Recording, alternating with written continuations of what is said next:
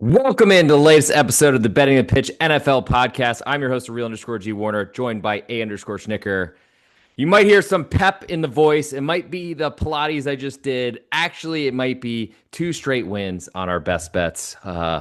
We are 3-1 on our last two episodes. Unfortunately, that does not mean we got two clean sweeps in a row, but I am hot. I am back. Ignore what happened with Monday night and Sunday night footballs. Everything else was great this week. A underscore Schnicker, how are you feeling? Hey, it's a new week. This was not a great week. I'm gonna be real. So let's just let's just move on. The fantasy community was not very pumped about what happened this week. I think I'm eliminated in two out of my three leagues now, which is not really Yeah. ideal.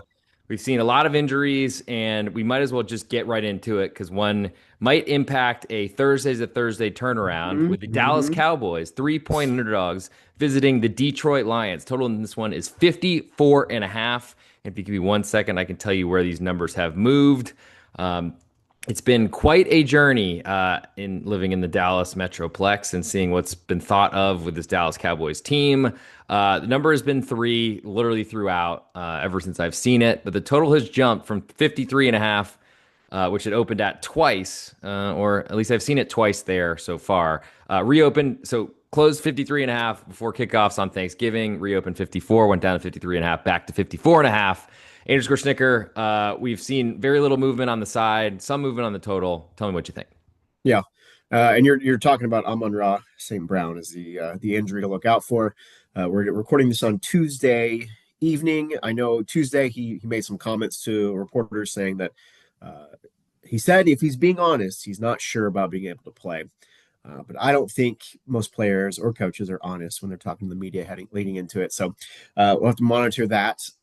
That being said, How much does he matter? yeah, like that's. Um, I mean, he really is like he is such a steady beat to that team, but like him not being there is what half a point because it's still it's like in the dome. Jared Goff is still going to be able to find receivers in that environment. That I think that this is a fairly soft landing spot if he has to miss a week. But like, let's just look at these two teams and the direction that they're going.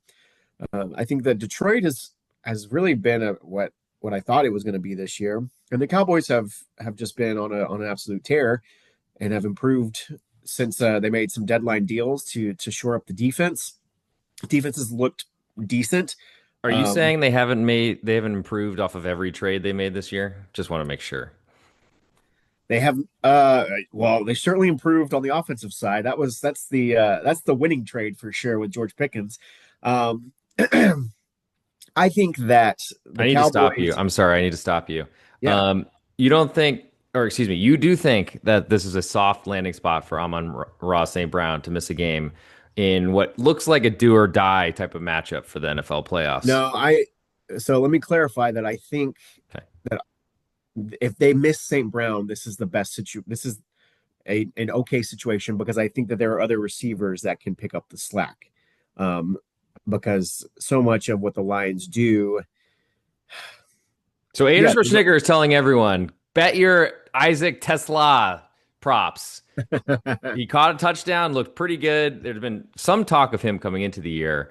yeah, Uh, I mean, I am certainly sipping more of a Dallas Kool-Aid because I live and who knows what they put in my water every day. But I got to say, this looks like one of those lines that should be 2.5, has not fallen from three, which tells me that there's some Detroit money that is sticking around and keeping this yeah. number here.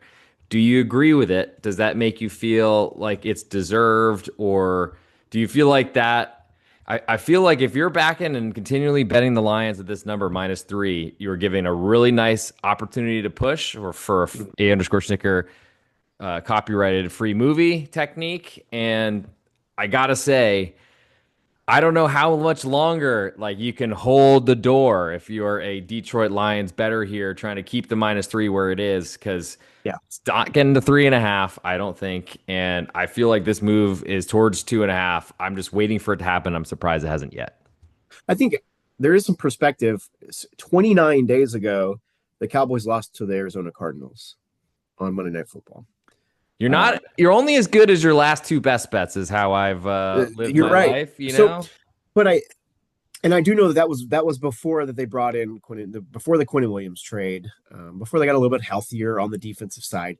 Um, I think that they've gone from a really bad defense to average defense. I mean, they still, got let Philly get out to a 21-0 lead, and the Chiefs still scored 28. So, crazy game. Yes. um, Yes. so, but those were both home games, and my my my North Star, my guiding light is I'm always going to look to the home side first for no matter what team, no matter what game, no matter how terrible the team was in the week before. I'm going to look for the home team first. There's just such a different edge, and I think looking at what the Cowboys have done on the road is pretty alarming. Uh, this is definitely a spot like the number hasn't changed, which is interesting that we've seen the Cowboys perform really well. We watched the Lions lose again on Thanksgiving. I think they've lost 8 of their last 9. The only one that they won was the game against the Bears last year on Thanksgiving. As like 11-point favorites, and they Yeah, looked like they and were not going to win for most of it. got From what I Eberflus remember, fired in that situation, so yeah, now he's because coming he back to couldn't Detroit figure out this what to week. do at the end of a game. LOL. Yeah. Yeah, that was Speaking rough. of Now Everflus, he's important in this one. exactly. So I mean, it's I do think everything within the market is telling you to take the Lions at -3. To me, at The least. support at disagree? -3 is saying that there is smart money or enough money that's out there because, ooh, this is obvious. Take the Cowboys with +3 next to their name. They're playing Correct. good football. They are a much healthier team. My question then, and we can spend forever in this game, probably for 40 something minutes if we wanted to, until Zoom cut us off. But do you think that the Detroit Lions defense is that much better than the Dallas Cowboys? No, especially with um, the issues they have in their secondary.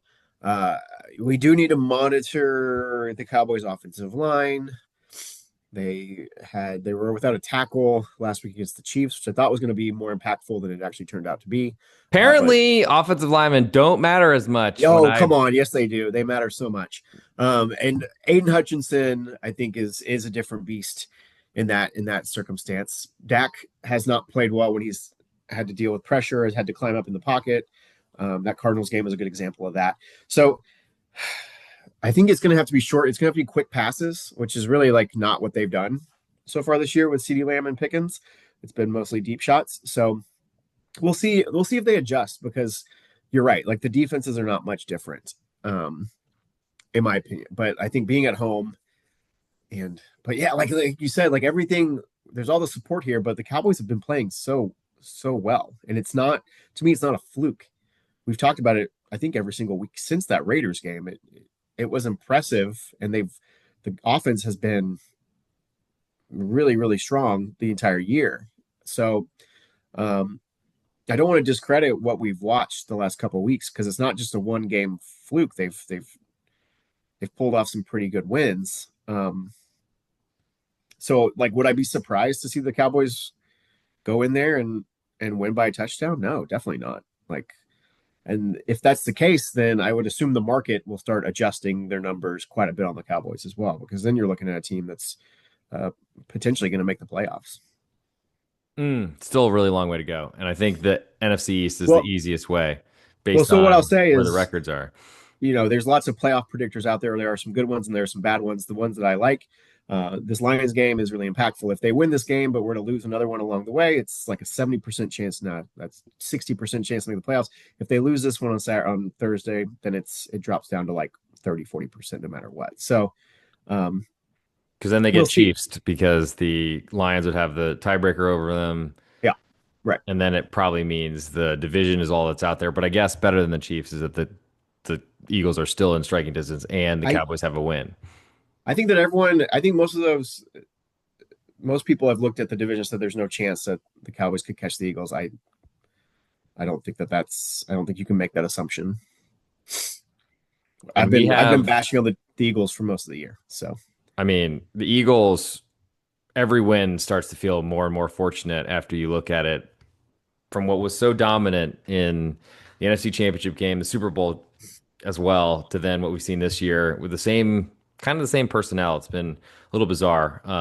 And Lane Johnson was hurt a lot of last year too, so I don't even know if you can blame that. The nice Yeah. part of this episode is we have a lot of choice here because there are no London, Frankfurt, or Madrid matchups, and we get to simply skip to another incredible playoff decider. Sunday Night Football. The Houston Texans are visiting the Kansas City Chiefs.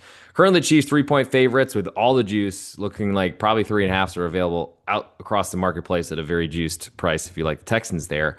Total in this one is 42, just a little bit more to under, and I'll tell you where this line has moved. So when I've been watching it, Texans open 5.5 point underdogs on the look ahead number. Total is 42.5. So we have lost a half of a point in the total, and we have lost 2.5 points, nearly a field goal on the Houston Texans after the Chiefs lost to the Cowboys on Thanksgiving. So they have much more time to rest, a much longer week than the Texans, who don't have much of a short week, you'd say, but certainly from Sunday on the road, back to back road games, not ideal. But we saw this reopen at 3.5. It's come down to 3. It's probably vacillating between those two numbers currently. Total reopened 42, fell to 41.5, back up to 42. How are you feeling about the market's presence here in this matchup? Because we've seen a pretty big move in the Texans. Because the Texans have their coaching staff has woken up. It's incredible it's incredible that you've decided, hey, I've got this elite defense. Let's show it off. Let's let it run a little bit. Let's let them play loose, play fast. Daniel Jones being without a leg basically probably helps in that situation. But yeah, I mean, another great Texans defensive performance. I still don't know what to make of this offense and what Davis Mills versus CJ Stroud, like what the difference is there. I mean, yes, like The nice part is if the starter gets hurt, it's not much of a downgrade. It's almost it's like really an insurance like, policy. which is wild to say like a year ago at this time to be able to say that is pretty crazy. But I think it's because the defense is so rock solid. They are able to get a pass rush with just the four guys, but what I've enjoyed seeing is those exotic blitzes, bringing them from different places. And like it does feel like if you bring an extra man against that Texans defensive line, like you're getting home in a matter of seconds. Like it's over. They are timing their blitz as well. Love everything about that game on Sunday. And this one's exciting because I still think I think the Chiefs are a better team than they were last year, like in terms of quality and talent. But these one possession games that we talk about in the NFL have flipped the other way. God, like to me, this still feels like a Chiefs to take the Chiefs here, but that didn't turn out very well for me last week on the road. So I don't know. Like, do you have a strong feeling with when you're going good on good with the Chiefs offense against the Texans defense? Yeah, I like the one getting a field goal of insurance. Yeah. I've been backing the Texans. I still don't know how they came back against the Jaguars, but that was a win.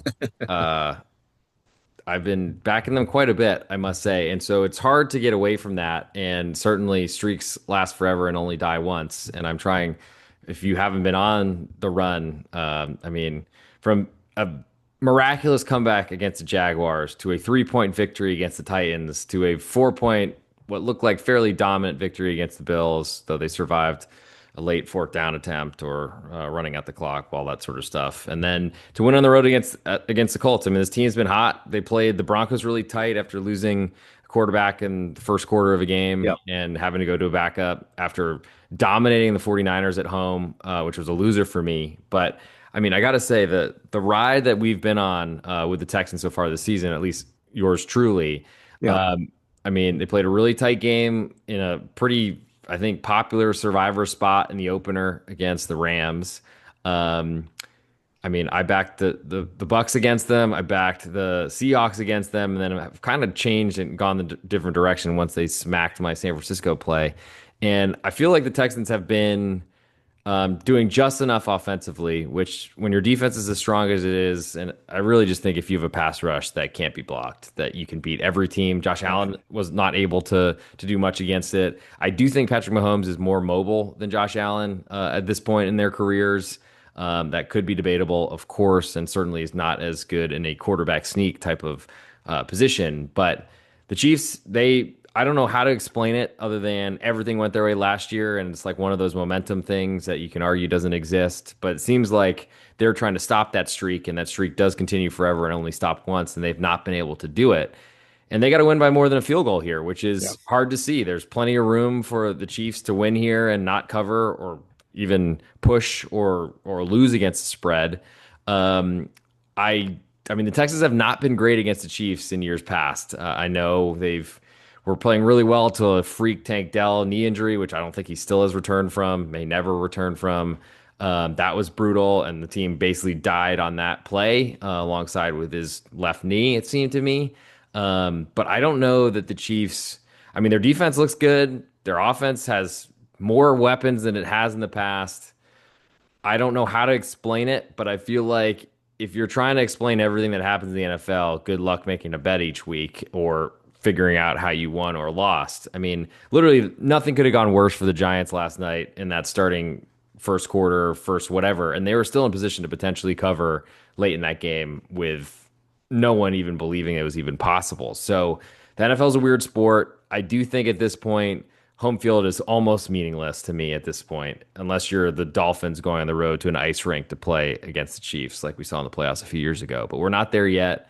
Weather's a little bit cold over here, I'll put it that way, and I'm sure colder in Kansas City than it is in God's country. But at this point, I am not looking to do anything with the Chiefs, and will only look to underdogs against them until the Chiefs get off this streak. Are you ready to move to Monday night? Because we got another game that matters. Yeah, I mean, I did Texans. soliloquy a little bit there. Go ahead. No, you're good. The Texans are. I've scrapped the Broncos game from most of my numbers or stats because of the sudden change in quarterback. It's pretty hard to scheme up what you're going to do with a backup quarterback when they come in late in the second quarter. So the Texans are 4-1 if you take out that Broncos game over their last five against the spread. Certainly peaking at the right time, especially after coming in the season. I will say, I mean, I might just follow your lead on this one. You've seemed to have squared up where the Texans are at for the most part, nailing when to fade and when to play. So my thing is to aim small, miss small, and identify a couple teams that we feel good about. It seems like the Texans might be one of those teams that you've squared up pretty well. Yeah, I mean, come to think of it, I have not done the math yet, but 2-1 against them all in one direction, then suddenly flipping when Davis Mills was an underdog or seemingly an underdog at home to the Jaguars and going the other direction and winning three straight. So 5-1, certainly better than my NFL hit percentage on the rest of the games. We'll now move to the Monday Night Football game, which does matter. The Philadelphia Eagles, 2.5 point favorites with all the juice right now at Bet Online on the road at the Los Angeles Chargers, if it even is a road game. Total's 40.5 in this one. The look ahead number saw 2.5. The total was 43.5. So we've lost 3 points on this total. A lot, I think, because of the Philadelphia Eagles' lack of offense showed against the Chicago Bears. Maybe because of a broken hand situation that it looks like Justin Herbert will be playing through. But I was expecting the Eagles, or I guess I usually try to guess what the numbers will be rather than inputting what I'm expecting or think they should be. And I'm a little surprised that I didn't make Philly a bigger favorite for this matchup because I do think there's a lot of Philly fans across this world. Every bar I go into, there seems to be an Eagles fan on Sunday. I can't explain that. Those certainly Super Bowl championships have certainly helped with that. I just have had a lot of experience wanting to bet against the Chargers as a home team in the past. I don't Yeah. feel differently here necessarily. Maybe the Eagles playing away from home will get booed less. I think that's for sure. Well, actually, I shouldn't It's because hard to say. It I know really it's is. hard to say, but I do believe 70% of that stadium will be filled with Eagles fans, um, getting to avoid the I cold did Philly see a winter. Chargers fan the other day in No way, they don't Chargers exist. jersey at the And Avenue Sports Grill in Dallas, Texas. Shout out. it's a paid actor Well, actress, unfortunately, I whoever actually it knew was. the woman and she's from San Diego. So that also was a little bit surprising. I was like, shouldn't you hate them? But Yeah, you should hate the yeah, Chargers. I don't think it Okay, goes that deep. Yeah. what are we looking at here? Okay, so the Eagles, we've done the seesaw thing, pretty predictable, right? Super Bowl Are hangover. they? Are they? Oh, okay. Sorry. I'll let you The finish. Super Bowl. I this feels very reminiscent to 2 years ago when like they just completely fell apart. And it's the same criticisms. Like the offense is stale. I like 2 years ago it was the same stuff, and I they mean, I do remember them a favorite, I feel like, in the first round of the NFL playoffs on the road at against the Tampa Bucks on Bay the and road. got absolutely massacred. And it was never even a thought. But like this was I'll take whenever that again. this was like we're talking about firing the head coach, and then 365 days later he's winning a Super Bowl, and Jalen Hurts is the MVP, and he's unstoppable. But this is like we're hearing the same whispers of, oh, Jalen Hurts doesn't have trust in the offense. He doesn't trust the coaching staff. He's starting to play like Jalen Hurts ball, which is basically like he just makes his own decisions, and normally they're not very good. He threw And his so I second think, interception of the year last week. That was well, because amazing. he doesn't risk it, but that means like he doesn't actually ever make any explosive plays.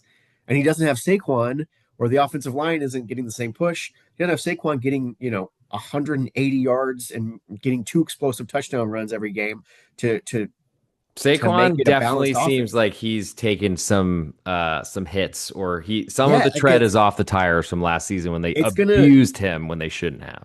But here's what we're gonna like. I've heard so many different podcasts and like read so many different critiques of Kevin Patullo, the Eagles offensive coordinator. But like to me, it's all real.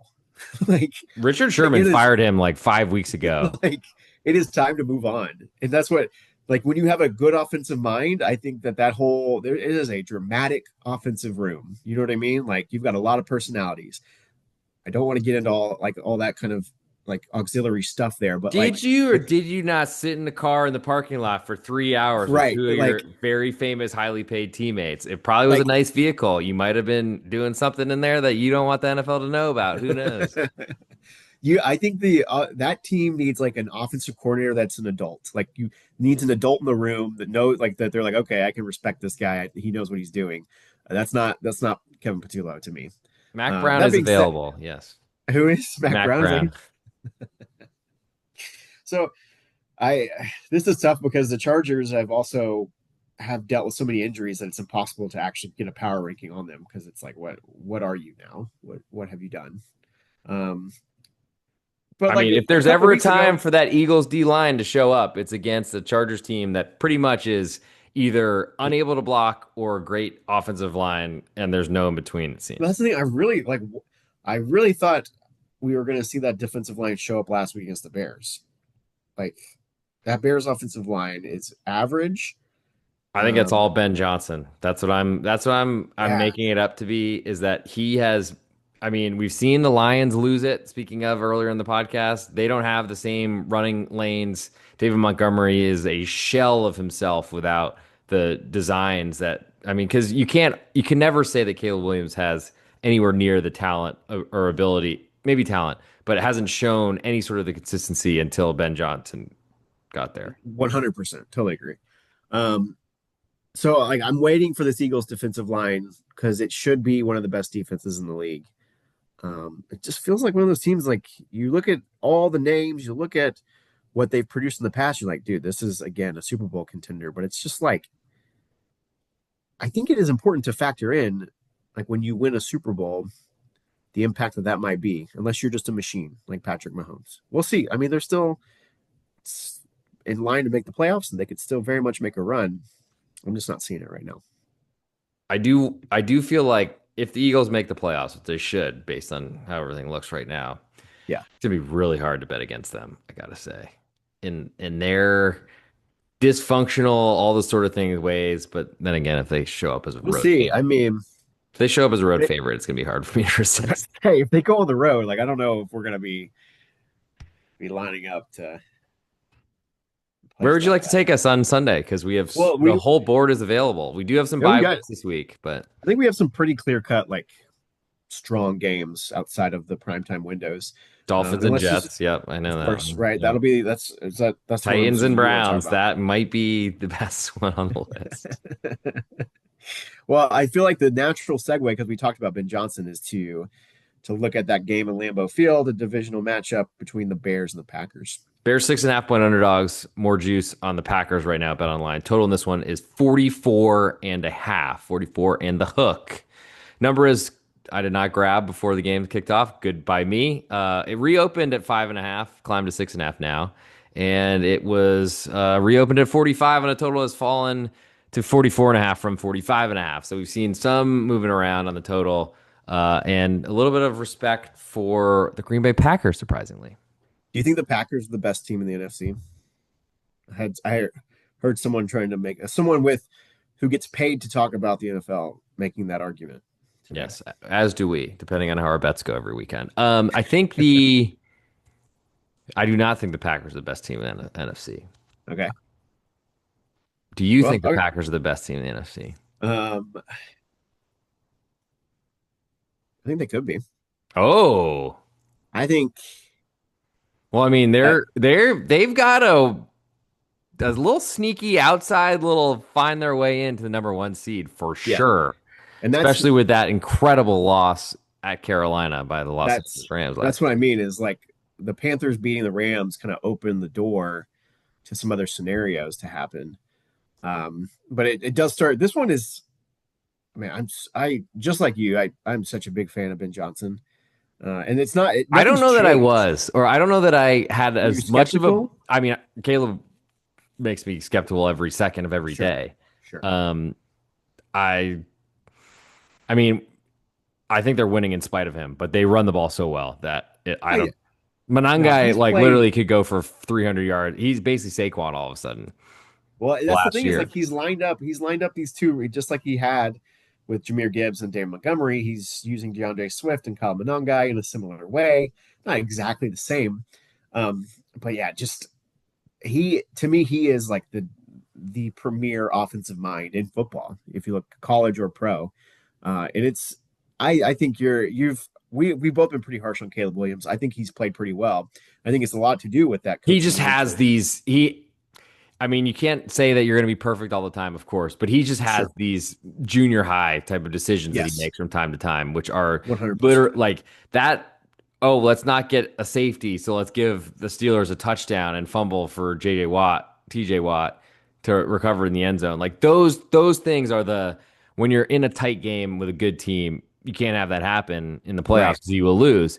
However, you might not lose by a full touchdown despite giving one away here. And this That's number is right. expecting a lot. But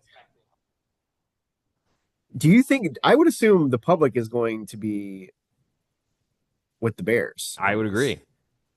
They haven't been so I far. I don't We're literally but I'm about to not hit like this is seven. not the public wins. Like it's not I'm not just this is not to say like, oh, well, this is clearly take the Packers and just lay it. But Um but the I public, I do think the NFL is the best for the novice, not expert better. I do think because I mean, good luck trying to get in the weed. I mean, college football maybe sometimes too, but good luck getting in the weeds of Major League Baseball, NHL, all the other yeah. major sports, soccer, LOL. But like, I think at this point, I mean, who, why are the Packers climb? Yes, they've won a big game on Thanksgiving when everyone was not yet sitting down for turkey. Everyone was probably screaming at their in-laws to be like, "Grandma, I know the turkey's gonna be dry," all that type of stuff. So they hadn't eaten yet, and that is fresh on the minds. And you have a day extra, I guess, to Yeah. of a long Sure. extended vacation. It seems to me in the NFL for 9 or 10 days. Uh, I mean, how do you not take the Bears plus seven here if it hits it? I know that, and that's what I mean is like sometimes you just roll with it. This is the Bears are certainly that team. Uh, I think we've brought this up before. Like they are the Vikings of last year. You know, they've had some incredible turnover luck. They are the Giants of I think what 3 years ago with Daniel Jones when they made that playoff run. Like they are the charm team, but a lot of time the charm team continues to cover, and like you have betters that are just like waiting for their downfall, but yet it's just like you're talking about. A streak ends once.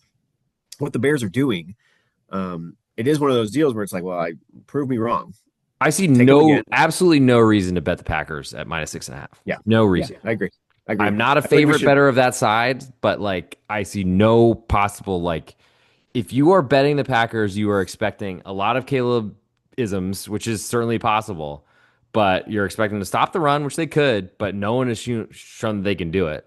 They haven't seen the Bears yet, so this is new concepts that they're gonna. Yes, they've been in the division with the Lions, but if the Bears are that easy to stop on a first name basis the first time you see him, it would have happened by now. And Yeah. man, this price is large. Yes, the Packers are good at home, I guess, or they're a good team, but they also have a quarterback who's far from trustworthy, in my humble opinion. Move now to the Steelers visiting the Baltimore Ravens. I think we got to talk about it. The Steelers, a 6-point underdog. Total in this one is 42 and a half. I mean, I'm not sure whose performance was worse. The look ahead number was 6.5, 46 and a half. So we've lost 4 points on the total, and we've seen the Steelers lose a half of a point. So some money coming in on Pittsburgh. Obviously, it's probably not backing Aaron Rodgers in that bloody nose. So it's all anti Lamar all the time. People have been waiting for these days to bet against Lamar for years and years and years after all the disappointments.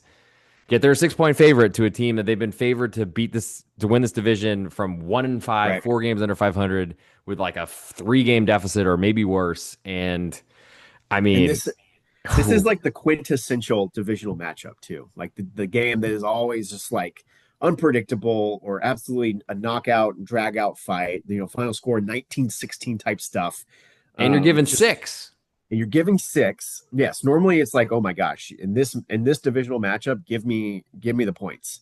And we'll find out what to do with it later. I am a little uncomfortable, but like what the Ravens did on Thursday night, I don't know if it could be replicated.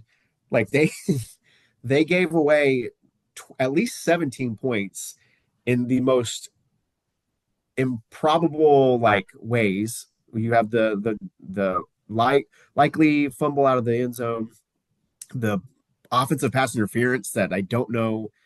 I don't know if the NFL came out and said anything about it, but it was just like, what are we doing here? That's at least 14. All the other turnovers, like in the red zone.